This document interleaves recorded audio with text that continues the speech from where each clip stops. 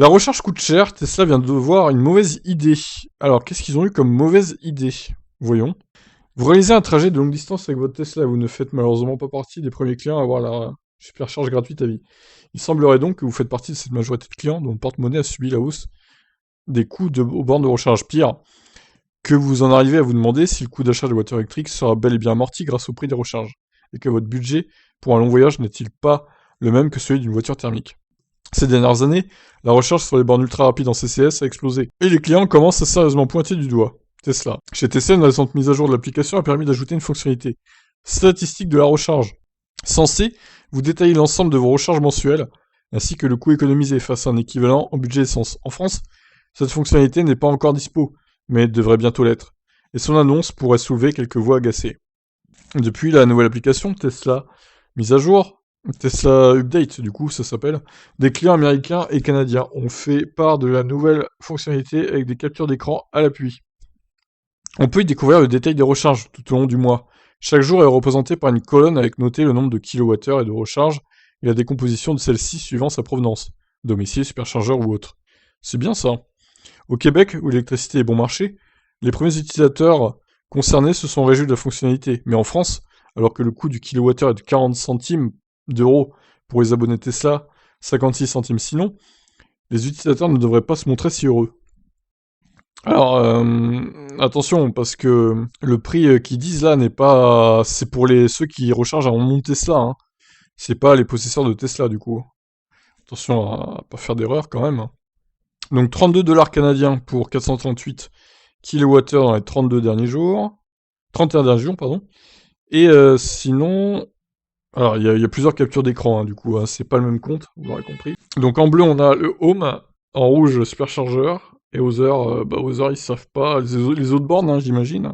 Alors, autant 32$ pour 438 kWh, ça va, c'est pas cher. Autant 128$ pour 766, c'est un peu plus cher déjà. Alors après, ça dépend des trajets de chacun, etc. La seconde partie de la fonctionnalité est un outil comparatif avec un équivalent en plein d'essence sur le thermique. Si les Québécois, tels que le rédacteur en chef du site électrique, se targuaient d'économiser 230$, pas sûr que les clients français qui utilisent régulièrement les superchargeurs pourront en dire autant. Non, c'est sûr. On est loin des économies réalisées il y a quelques années lorsque les superchargeurs ne coûtaient que 20 centimes le kilowattheure. Ah bah oui, il y a une hausse spectaculaire hein, qui est arrivée, hein, c'est sûr.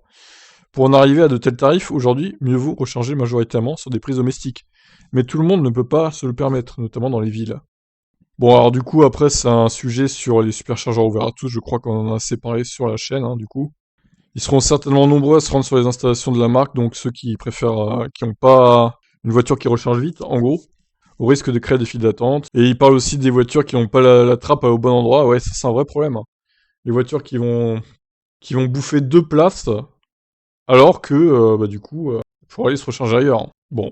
L'avenir nous dira si la hausse des prix accompagnée d'une hausse de la congestion de ces stations mettra les clients Tesla à dos du constructeur et si la marque cherchera à remédier à cette tendance de perte d'avantage. Une chose est sûre, il faudra trouver de nouveaux arguments en 2022 pour vendre des voitures 100% électriques. Le nombre de chargeurs ne sera bientôt plus un problème, mais le coût de la mobilité individuelle verte ne changera en rien de celui de nos vieux moteurs essence et diesel. Ouais, bon, après, ça reste quand même moins cher, hein, globalement, de voyager en voiture électrique, mais c'est un peu plus contraignant. Donc, bon.